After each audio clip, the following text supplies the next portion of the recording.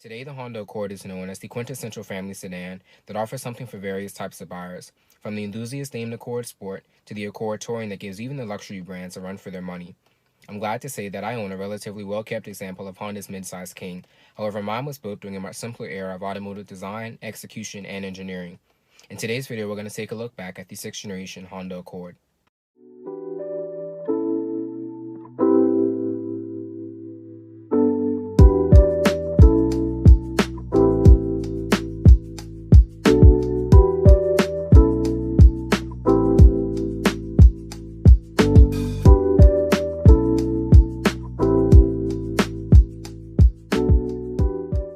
About 22 years ago, this Honda Accord was manufactured in Marysville, Ohio, and shortly thereafter was sold brand new at Hilton Head Honda of Hilton Head, South Carolina. Over the past 2 decades, we've seen 4 more generations of the Honda Accord, the latest of which is drastically different from this one, yet this car is still on the road with newer and older counterparts from Honda and other automotive brands. The 6th generation Honda Accord was introduced as a 1998 model year and would run until 2002. It was a replacement for the 1994 to 1997 or 5th generation Honda Accord. It took everything that people loved about the Accord and made it even better, introducing upgrades in safety, styling, and performance. 1998 was also the first year that the Accord moved into the mid-size sedan segment. Prior to that, it was considered a compact sedan. Just like the 3rd, 4th, and 5th generation Honda Accords, this Accord was offered as a 4-door sedan, just like this one, and a 2-door coupe.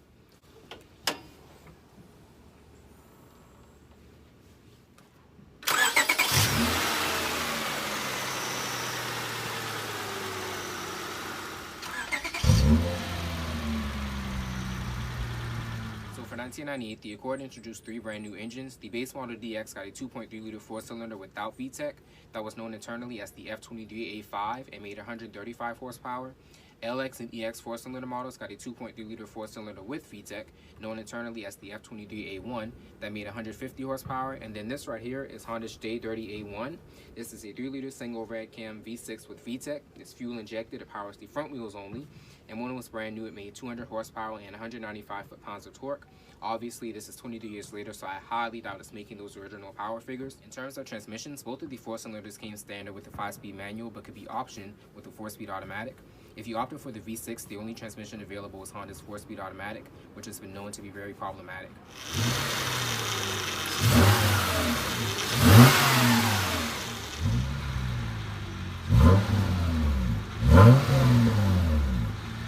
Now I'll go over some details that are specific to this car itself.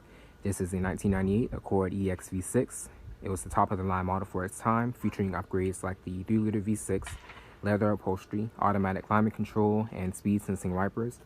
If you're a Honda expert, you know that these are not the original wheels. These are actually from a 2002 Honda Accord Coupe, so the 2-door variant, and EX V6 as well. They are 1 inch larger than the wheels that came on the car. They've been on here for maybe 3 or 4 months now, and I plasti dipped them black about 2 or 3 weeks ago. I definitely prefer them over the solid spoke design that came on the original wheels. These headlights are actually going to get replaced pretty soon because they're starting to suffer from some condensation and yellowing. They're an aftermarket dark housing design. The basic design is pretty much the same as the factory headlights. The only difference, like I said, is that these are dark housing. I can't decide whether I want to go with another dark housing design or stick with something lighter. If you have any suggestions, you can definitely leave your feedback in the comment section. These are the dealer installed fog lights. They've been in the car since it was brand new. The red Honda badge came from an EK9 Civic Type R. That's about as close as I can get to owning a Type R at this point. For the front license plate, 98, because the car is obviously a 1998. CG1 comes from the VIN code for the car, and then Whitney is the name of the car, if you will, and that name derives from the name of my favorite singer, Whitney Houston. I kind of regret adding the Honda banner to the windshield. I was 18 when I did that, and at the time, that's what I thought looked good. It's going to stay on there because I know if I try to remove it, it would leave a good bit of adhesive behind. And rather than have to struggle removing that, it can stay on there. It doesn't look that bad as far as I'm concerned. Also has the dealer installed sunroof visor. Again, that's been in there since the car was brand new. The windows are tinted to the legal limit for South Carolina. I added the single red cam VTEC sticker because the car is powered by a single red cam V6 with VTEC. It's a very subtle yet good looking design or addition to the car if you ask me. I ordered an Acura Legend t-shirt from this company called Blip Shift, and included with that for free was this +5 horsepower sticker. I thought it was kind of funny, so I just added it to the back of the car. The tail lights are aftermarket as well. These are an LED design. The original tail lights were incandescent, as to be expected for 1998. The tail light and brake light portions are LED, while the turn signal and reverse lights remain incandescent. I added these 3-inch chrome muffler tips as well. For the 1998 to 2002 Accord, regardless of which engine you got, whether it was one of the 4-cylinders or the 6-cylinder, you cannot get muffler tips from the factory. You could have it as a dealer installed option. However, the original owner did not get it, so I installed these after I found them at a local auto parts store. Again, the red Honda badge is from an EK9 Civic Type R. That is the dealer installed spoiler. It actually was not on the car when I bought it, but I was able to find one on eBay that was already color matched and everything. So I bought it and installed it. It is a genuine Honda accessory. I can show you up under there. You can see the Accord imprint if you look very closely. It includes the LED light that's incorporated into the spoiler as well.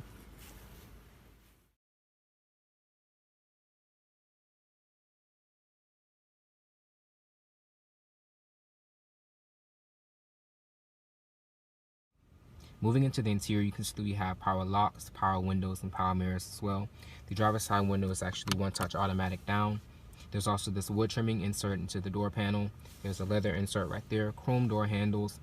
All of this material right here and up here is all soft touch. There's a little storage right there, as well as a speaker. One of 8 speakers in this car. There's a vent for your climate control. If you want to block off some of the air from coming out, you can close it. You can open it back and it will continue blowing out. These are the controls for the fog lights, cruise control on and off, and the sunroof controls. That's close, open, and tilt. A little coin storage right there. Moving to the gauge cluster, everything is analog, as to be expected for 1998 again. The only portion that's digital is that at the bottom. The gauges do a little sweep when you turn the key. And something to note about mine, you probably didn't hear the familiar Honda chime. The one on my car doesn't work. I honestly do not know why. I've asked the dealer about it. I've asked the people who do my maintenance about it, and they can't figure it out. So it's not that important. It does. I do wish I had it for just nostalgic purposes, but it's whatever. Airbag is incorporated into the steering wheel cover.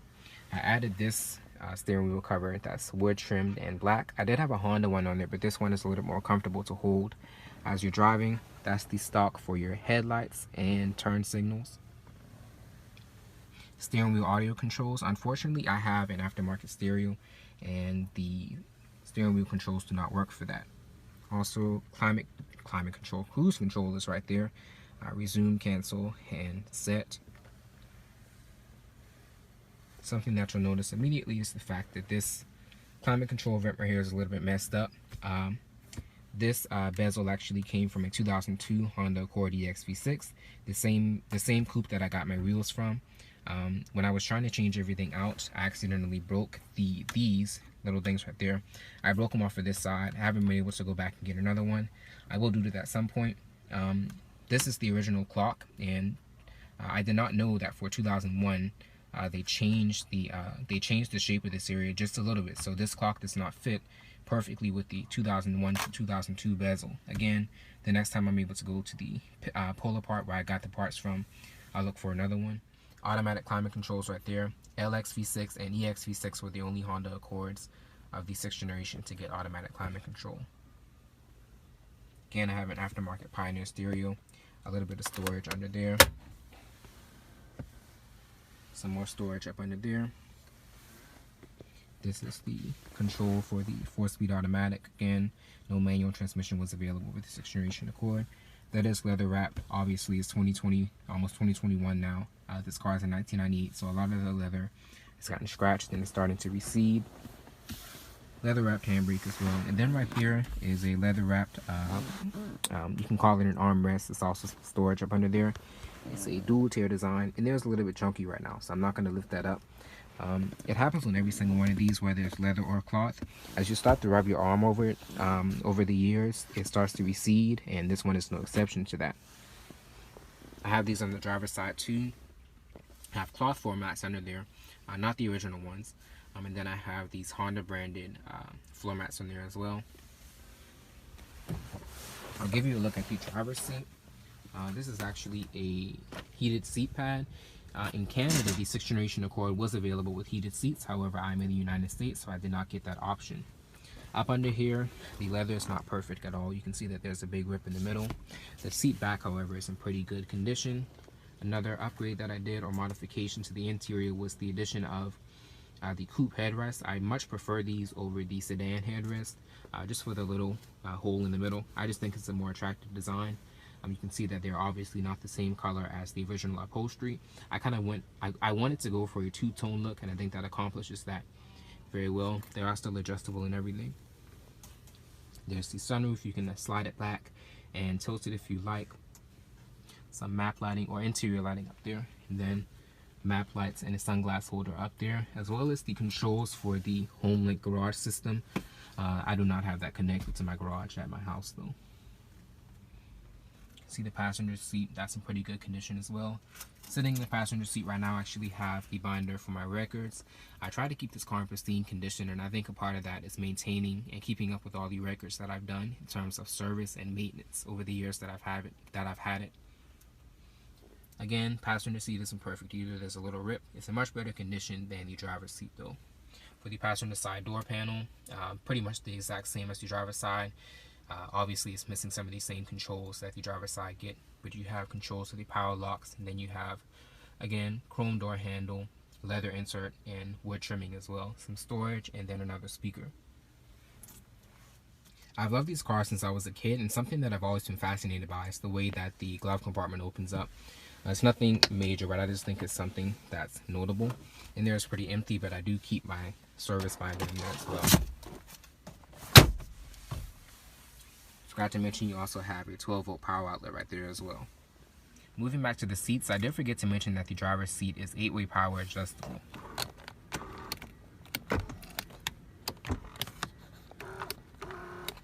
Moving to the back seat, you can see that the materials do carry through. Again, you have a chrome door handle, leather inserts in the door panel as well. Up here is soft touch material, down here as well. Wood trimming in the control for the power window. A little storage right there and a courtesy light. Mat pockets are incorporated into the seat backs. Those seat backs are also wrapped in leather. That's in good condition as well. These are just the straps for the heated seat pad that I have on my driver's seat.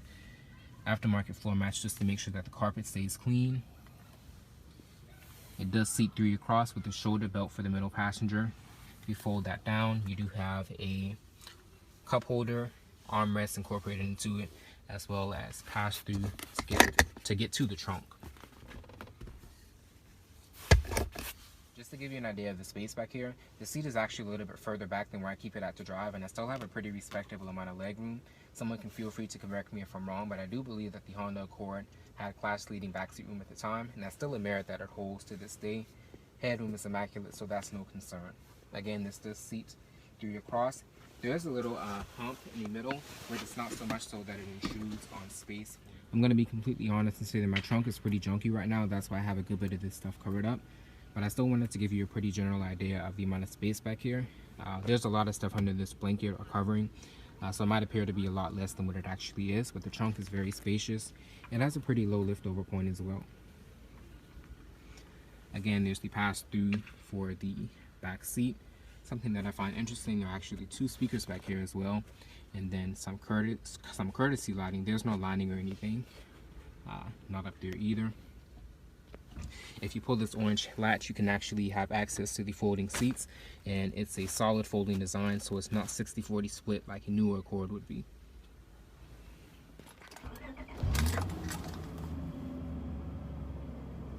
So let's take a look at just how well this drives all these years later. It's currently at 189,712 miles, so we're approaching 190,000.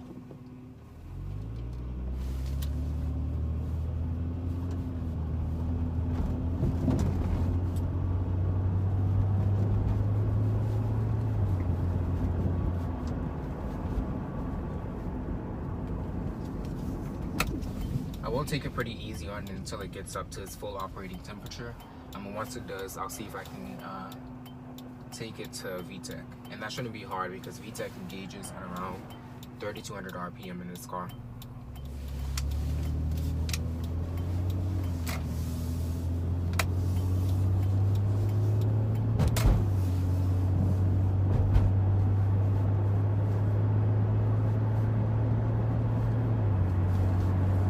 So this gives me a good opportunity to talk about reliability. This car has been pretty solid overall. It's only ever broken down on me once, and that was about 4 weeks ago now. And it was something that I guess could have been prevented, but it happens to the best of us. The serpentine belt snapped as I was on my way from work. It was a pretty easy fix. The only thing wrong was the tensioner pulley for the serpentine belt was completely stuck, so it wasn't rotating anymore. And as I continued to drive, the serpentine belt eventually just snapped off, and I was able to pull it out of the engine compartment, so I knew that that was over and done with. So it sat for about 2 days until I was able to repair it. And the repair itself, I'm pretty inexperienced when it comes to cars, so the repair itself took about I'd say honestly 3 hours for myself and a family member to complete. But if you're experienced and you're more so if you're more knowledgeable and experienced when it comes to fixing cars, you could probably do that in under an hour. But that's the only time it's ever left me stranded. The engine itself has been pretty reliable. Every time I go to start it, it starts without a problem. The one complaint that I would have with this engine would be oil leakage, and I'm not the only one who says that. I'm not sure if it's specific to the 6-cylinder models. However, I can only speak for the 6-cylinder as that's what I own. So I will say on the 6-cylinder models, or mine at least, oil leakage is a pain in the butt sometimes. At the beginning of this year, the beginning of 2020, I had the car taken in and it had the works done to it. So timing belt, serpentine belt, literally everything that you can think of in the engine compartment, I had it taken care of, including the oil leakage. And I thought it was all squared away. I wouldn't have to worry about it again, which I guess is kind of unrealistic for a 22-year-old Honda. But I thought it was all taken care of for about, honestly, a good 6 or 7 months. The car didn't leak any oil at all. And then I went in for an oil change in October, and he told me that it was leaking oil from this place and that place. And I'm gonna be honest, I haven't gotten it fixed yet, simply because financially I wasn't able to. Another major complaint, and this is not specific to this car. Literally every single 6th generation Honda Accord. If you haven't run into transmission problems with your automatic transmission yet, you're destined to. And if you don't, my goodness, you're just a special person, because the transmissions truly were no good from the get-go, unfortunately. And these are such great cars, so it's definitely pretty unfortunate that the transmissions were so bad. The manual transmissions, I've never heard any problems with those. With the 4-speed automatic, for one, for the V6, yes, this car is not very powerful at all. But part of me believes that they just tried to match too weak of a transmission to such a powerful powertrain. And again, I say that relatively because 200 horsepower, you're not blowing anyone under the water. The transmission has actually been rebuilt. And what's crazy is I spent more rebuilding the transmission than I paid for the car itself. The transmission was $2,586. I only paid $2,500 for the car. The day I went to purchase the car, what should have thrown me off from the get-go is the fact that I didn't actually test drive the car. The previous owner took me for a test drive, but he drove the entire time and told me what he felt was wrong with the car. Me being young and eager to buy a car, he told me that he would replace the transmission. All I had to do was bring it back to him. Now, of course, when I took it back to him, obviously that's not what happened. So I got scammed in some way, shape, or form. Again, I was young and eager to have my own car, just to have some more independence. It wasn't the smartest decision, but it is what it is now, and I ended up having to pay out of pocket to get the transmission repaired. And I haven't had any problem. I'm going to cross my fingers when I say this, but I haven't had any problems with it since. I do notice though, if you get into the car, say if I did a cold start and I just jumped into the car and just drove off immediately, the transmission gets a little bit upset. It will jerk, it will kind of slam itself into gear. So I always wait at least 5 minutes before I pull off. And even in the summertime when it's hot, I wait a good 2 or 3 minutes before I pull off, just to make sure that everything is up to temperature, and just to make sure that everything is happy.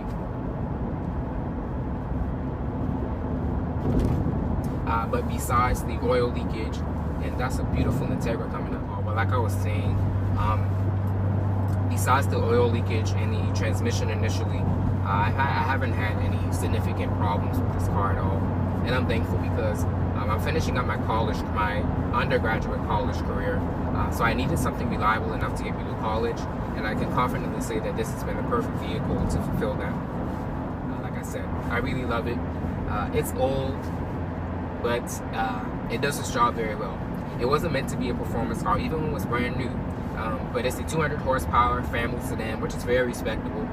It accomplishes its purpose very well. Would I recommend this car to anyone? I would recommend the 6th generation Accord in general. I will say, even though I own the V6, I would love to have a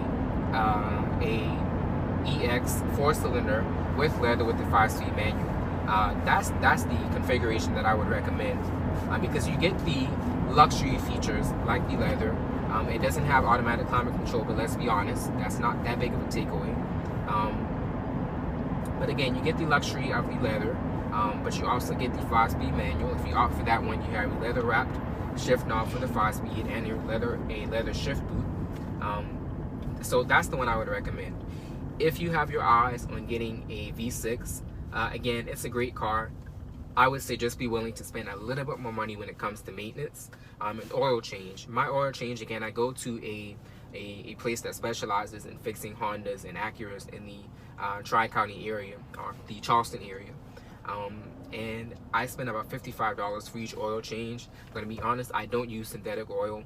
The previous owner did not use synthetic oil either, so I wanted to make sure that I was consistent with that.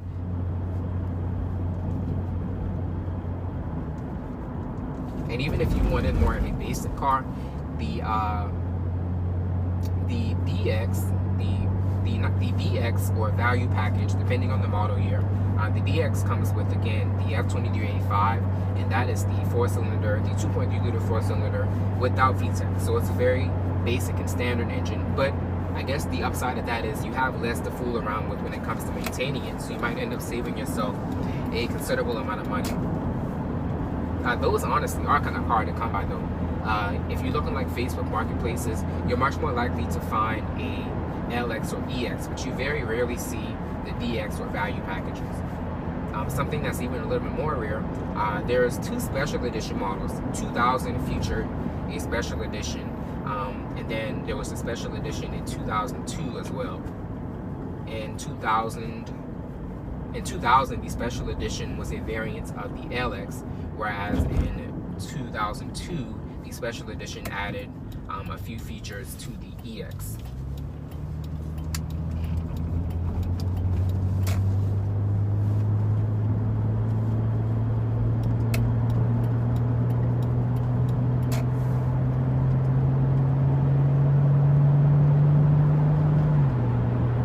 This car has excelled in the reliability department, but where it has not excelled is when it comes to fuel economy.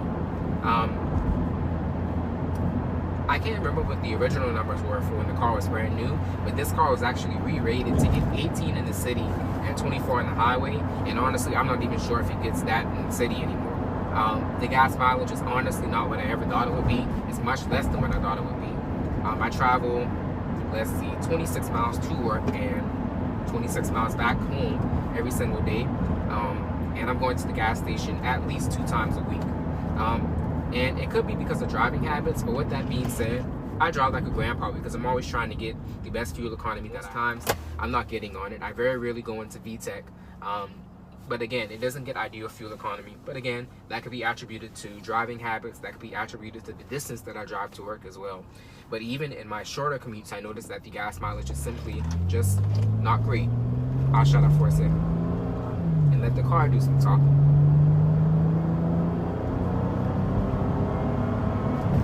And you can see just how glorious that sounds. That's the one thing that I miss about these older Hondas. You cannot beat the sound a VTEC, and that's truly why I want to go for. Even when I get a newer car, I want it to be an older Honda because you can't beat the sound of VTEC.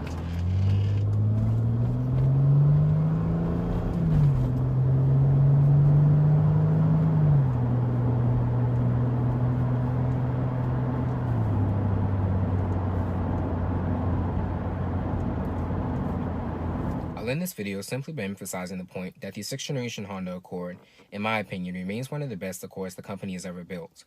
It was built during a time when the midsize family sedan was still a highly desirable vehicle, whereas now the Accord sales have been superseded by that of crossover vehicles like the Honda CR-V. It was also built during a time when automakers prioritized durability and quality over technological gimmicks. So while this car may not have the most modern technological features, I think its simplicity is what allows everything to still function as it should, even 23 years later. It's not a perfect car, it does have its faults, but I definitely think it makes for a really great and affordable daily driver, especially if you're an average college student like myself. With that being said, this one only has about 4 to 5 more months left as a daily driver. I'm not going to sell it, but I do plan on getting a 2003 to 2007 or 7th generation Honda Accord EXL with a 4-cylinder and a 5-speed manual. But until then, I know that I can depend on this one to get me from point A to point B to point C and so on without a problem. Thank you for watching.